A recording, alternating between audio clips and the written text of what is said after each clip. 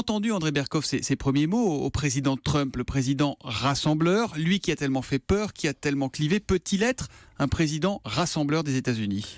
Écoutez, il peut l'être. Je crois que je vous l'avais dit ici, Thomas. C'est d'abord un pragmatique et pas du tout un idéologue. Si vous voulez, il y a eu quand même l'auberge espagnole du fantasme avec Trump.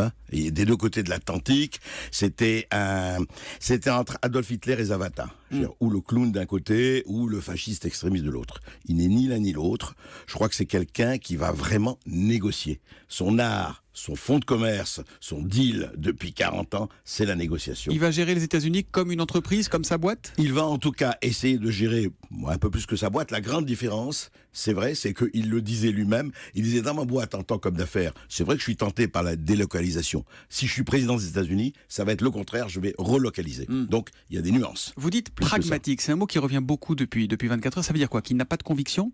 Au contraire, il a des convictions, mais ces convictions, ce sont en fait, quand il dit America First, c'est pas seulement un slogan. C'est-à-dire, il dit voilà, Amérique d'abord. On sait Amérique d'abord, on sait laisser aller un peu partout. Vous savez que la guerre d'Irak, il était violemment contre.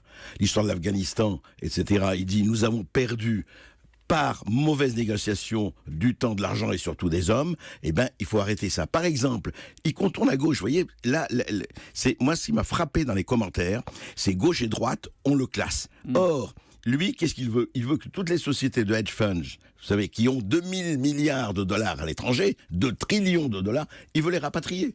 Donc ça, c'est plutôt à gauche. Et d'ailleurs, on a bien vu les bourses, comment elles réagissaient.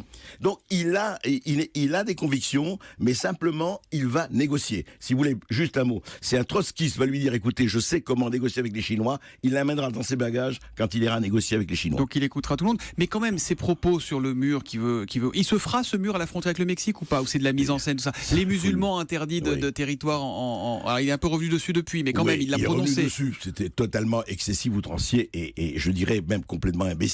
Mais le mur, par exemple, ça c'est un symbole fort pour Trump. Le mur, je pense qu'il le fera. Mais je crois pas que ce sont les Mexicains qui payeront. Lui va s'arranger pour le faire payer.